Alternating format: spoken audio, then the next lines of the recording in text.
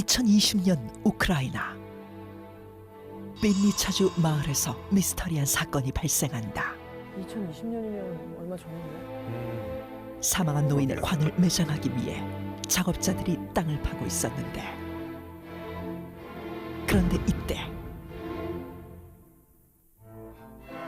현장에 있던 모두를 놀라게 한 믿을 수 없는 일이 벌어졌다. 뭐지? 바로 사망한 노인의 손이 조금씩 움직이고 있었던 것.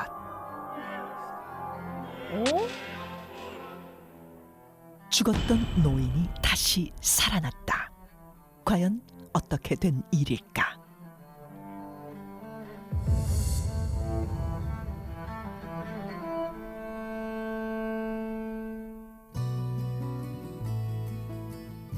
(2020년 2월 17일) 우크라이나의 작은 마을에서 83살의 노인 크세니아 디두크가 자택에서 심정지된 상태로 발견됐다. 돌아가신 거지. 노인을 발견한 가족들은 즉시 구조 요청을 보냈고, 신고를 받고 온 구급대원들은 노인을 살리기 위해 노력했지만 안타깝게도 노인의 의식은 돌아오지 않았다.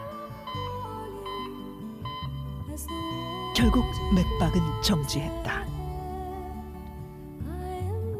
가족들이 지켜보는 가운데 노인은 사망 선고를 받았고, 가족들은 슬픔 속에서 장례를 준비했다.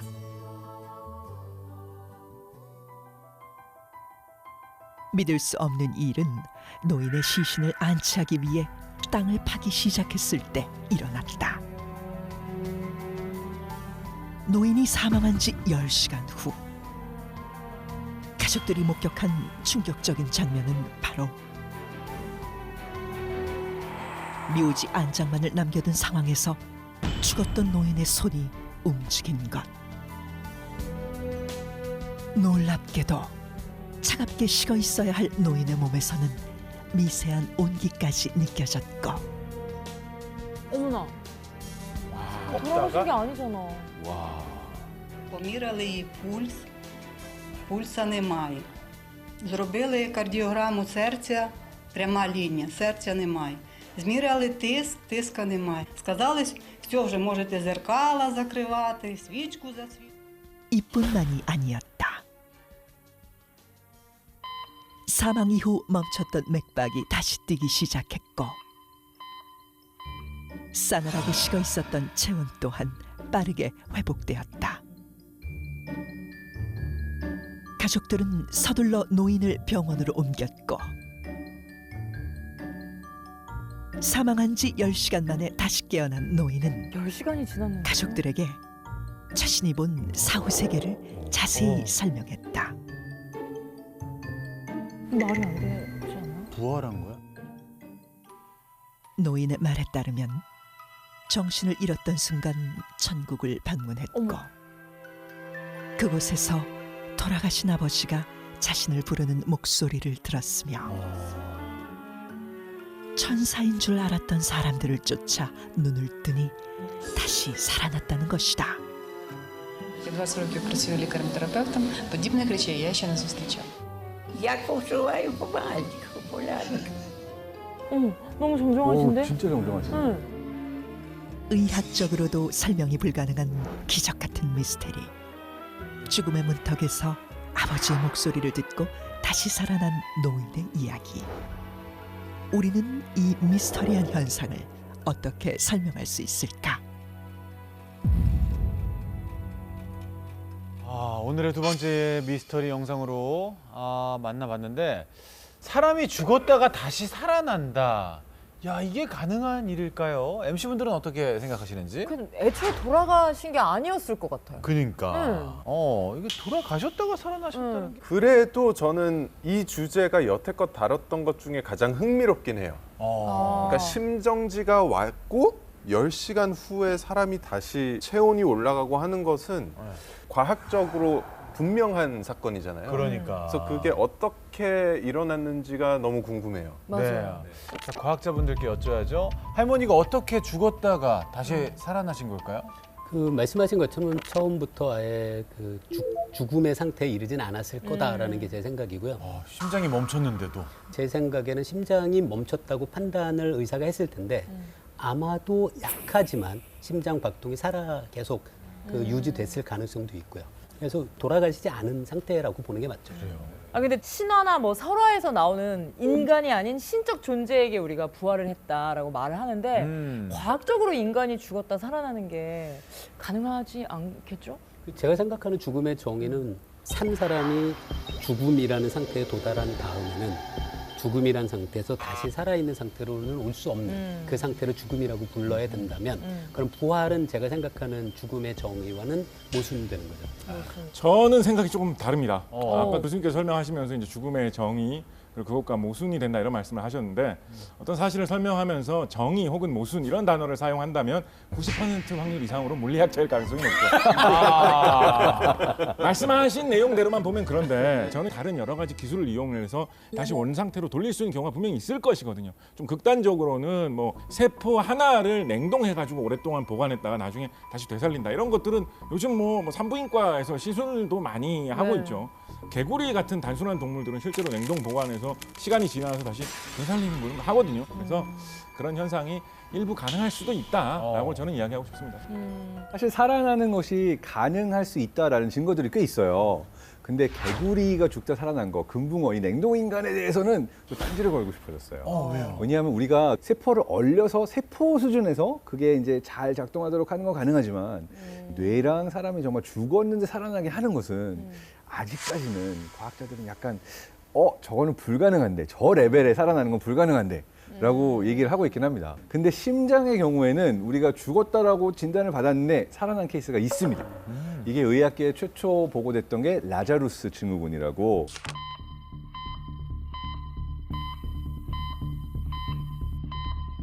(1982년도에) 처음 보도가 됐고 2017년도까지 38건의 사례가 의학적으로는 있었다 말할 수 있습니다. 근데 계속 드는 질문이 그럼 죽은 것은 뭘까? 죽음은 뭘까? 뇌가 멈춰야 죽은 건가요? 그 맞아요. 기준이 정확히 어떤지. 여기서 좀 조심스럽게 말해야 되는 것 자체가 우리가 살아있다 죽어있다의 정의 자체가 정말 과학적으로 보면 생각보다 어려워요. 법의학적으로 어디까지가 살아있다 죽어있다라고 정의를 내린 거를 우리가 현재 삶과 죽음의 기준으로 보고 있는 거지 이게 정말 살아있다 죽어있다를 저도 이게 신기했던 건데 정말 완벽한 정의는 없는 상태예요. 맞아. 네, 그리고 더 충격적인 거는 장 스페르망이라는 분이 통계를 제시를 했어요. 그러니까 지난 2000년 동안 유럽에서만 400만 명의 사람들이 산채로 땅에 묻혔을 거다. 산채로 땅에 묻혔을 거다. 라고 하는 이야기를 하는 거예요. 오, 근데 400만 명이요? 400만 명이 생매장을 당했다. 아니 이렇게 볼 숫자도 수가 있어요. 너무 많고. 비현실적이다. 어떻게 추정했는지는 지금 판단할 수는 없지만 꽤 많다는 거는 그러니까요. 그 대표적인 얘기가 왜 나왔냐면요. 우리 영화 보면 제일 자주 나오는 장면 있죠. 이 기계를 가져서 전기 쇼크를 쫙 줘가지고서는 맞아. 사람이 이렇게 막 이렇게 반응을 보이고 네. 갑자기 심장이 다시 뛰기 시작하잖아요. 네. 이 CPR 기술이 1960년대에 생겨났어요. 그러니까 사실은 현대 기술로는 충분히 살았어요, 사람들이. 그 당시에는 심폐소생 기술 이 CPR이 없던 상태에서 죽은 것으로 인정이 돼가지고 묻혔을 거다라고 하는 통계입니다. 무섭다. 근데 이렇게 관 속에서 살아난 일들이 너무 흔하다 보니까 당시에는 죽음에 대한 공포보다는 죽었는데 살아나는 것에 대한 그런 공포도 더 컸을 것 같아요. 그렇습니다. 19세기에 이런 풍조가 유럽과 미국에서 좀 많이 유행을 했었죠. 뭐 유명한 작곡가 쇼팽 자신이 산채로 묻히는 것이 너무 큰 공포다 이런 글을 남기기도 했다고 하고요. 정말로 유명한 사례로는 미국을 대표하는 문학가 에드가 앨런 포 같은 경우에 이 주제에 되게 집착했어요. 에드가 앨런 포의 대표작 중에 하나가 때 잃은 매장, The Premature Burial이라는 단편 소설을 썼어요. 그 글을 읽고 또 그 공포가 더 확산되기도 했었는데 그렇다 보니까 한창 때 이런 공포가 심할 때는 역으로 자신이 만약에 사망을 했다라고 판정이 되면 최소한 산채로 묻히는 일은 없게 아예 뭐 이렇게 심장을 뭐 제거를 해달라라고 한다던가 뭐 목과 몸을 분리를 해달라 묻기 전에 처리를 해달라라고 유언을 남기는 그런 사례도 있을 정도였다고 합니다. 그 19세기에는 말씀하신 것처럼 이런 죽었다 살아나는 그런 사례들이 관찰되면서 사람들이 생매장에 대한 공포감이 굉장히 확산됐대요. 그래서 심지어는 19세기에 관해 구조에 대한 특허 어머. 같은 것들이 많이 나왔다고 합니다. 어떤 구조가 나왔어요? 뭐 한번 매트를 보시죠. 깔아달라 이런 건가요? 아, 이게 관이에요? 예, 어떤 거 같으세요? 되게 뚫고 나올 수 복잡하게 생겼는데요? 열고 나올 수 있어. 네. 아 그러네 문이 있네. 이게 당기면은 이 관 안에는 여러 가지 구조가 함께 있어요. 이 사람이 일어나서 위로 올라가기 위한 사다리 같은 그런 구조도 있었다고 알려져 있고요. 바깥에 있는 분들에게 내가 살아있다라는 정보를 알려야 되니까 칠 수 있는 종 어머. 그런 것도 있었다고 어머, 해요. 웬일이야. 관이 꽤 비쌌겠네요. 비쌌겠어. 와 근데 오죽했으면 저런 특허가 나왔을까. 그러니까 사람들이 얼마나 이걸 두려워했는지 알 수 그러니까요. 있는 거죠. 종은 좀 무서운 게 제 생각에 갑자기 공동묘지에서 종소리가 들리면 사람들이 가가지고 꺼내주기보다는 도망갈 것 같아요. 근데 마침 그때 누가 위자보드를 하고 있었더라고요. 아 진짜 19세기 얼마나 사람들이 이런 식으로 죽었다 살아났으면 그죠? 이런 강까지 나왔겠습니까? 그런데 앞서 저희가 봤던 영상은요. 네. 2020년도의 일이었습니다. 의학이 발달한 21세기인 요즘에도 여전히 죽었다 살아나는 사례들이 들려오고 있단 말이죠. 혹시 들어본 적 있어요? 여러분들 주변에 죽었다가 살아난 사람. 흔히 임사체험이라고 얘기한다는데. 병원에서 저는 이제 MRI 어시스턴트를 여러 번 했었는데 거의 죽기 직전에 이제 환자 마지막 체크를 하러 빠르게 이제 MRI 넣는 경우들이 있어요. 그럼 이분들은 사실은 그 안에서 돌아가시는 분들도 계시고 다시 살아나시는 분들도 있는데 보면은 이제 뇌의 일부가 파괴되어 있는 경우들도 있거든요. 근데 그런 경우에 또 많이 뭔가를 봤다 또는 내가 이렇게 경험했다라고 기억하시는 케이스들이 있기는 합니다.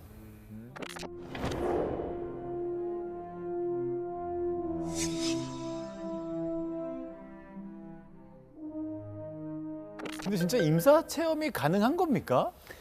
체험 자체는 그분이 정말로 했을 가능성은 있죠. 어. 그렇다고 해서 몸과 어떤 영혼이 분리가 돼서 아. 어떤 무엇인가를 경험한 것은 아니라는 게 제 입장이긴 합니다. 그 진짜 그런 사람들에 대한 연구는 조금 오래됐더라고요. 그 1892년에 임사체험 연구가 처음 시작했는데요. 미국의 지질학자 알베르토 하임이라는 분이 본인이 직접 임사체험을 했었대요. 그리고 그걸 계기로 해서 연구를 시작했는데요. 그 임사체험자들 사례를 분석하고 발견해낸 놀라운 공통점이 있어요. 어떤 공통점입니까? 그건 바로 밝은 빛을 본다입니다. 밝은 빛을 본다.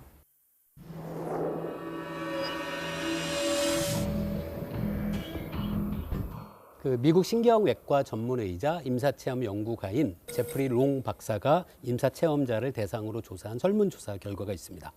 그 결과에 따르면 무려 64.6%의 임사체험을 경험하신 분들이 밝은 빛을 보았다고 응답한다고 해요. 그리고 우리가 아는 유명인들 중에도 그런 경험을 한 사례가 있는데요. 영화 원초적 본능으로 유명한 미국 여배우 샤론 스톤. sharon 스톤. 어우, 샤론 스톤도요? 2001년 극심한 두통에 시달리던 그녀는 병원을 방문하게 되고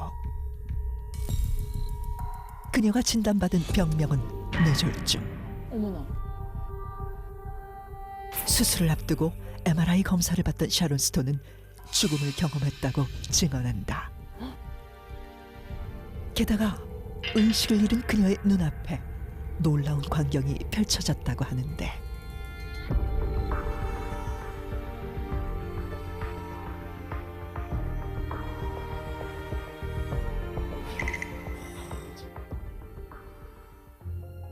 그리고 생사의 기로에서 밝은 빛을 봤다는 또 한 명의 여배우가 있다.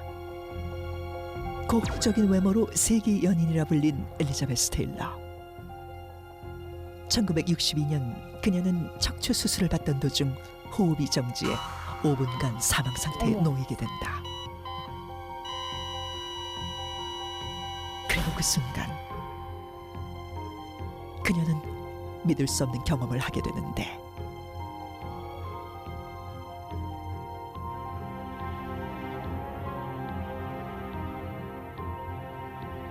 그녀는 밝고 긴 터널을 향해 들어갔고 터널 끝에서 비추는 강렬한 흰 빛을 목격하게 된다.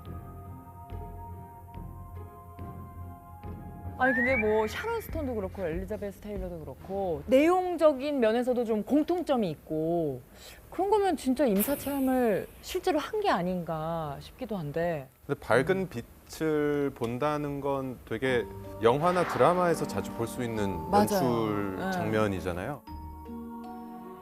약간 평소 학습된 이미지가 그때 딱 이런 상상을 불러일으키는 건 아닌가 싶거든요. 어떻게 생각하세요? 무의식 속에 이렇게 남아있는. 자, 임사 체험자들이 말하는 그 밝은 빛, 이걸 좀 과학적으로 설명을 해주셔야 될 것 같은데요. 네. 어떻습니까?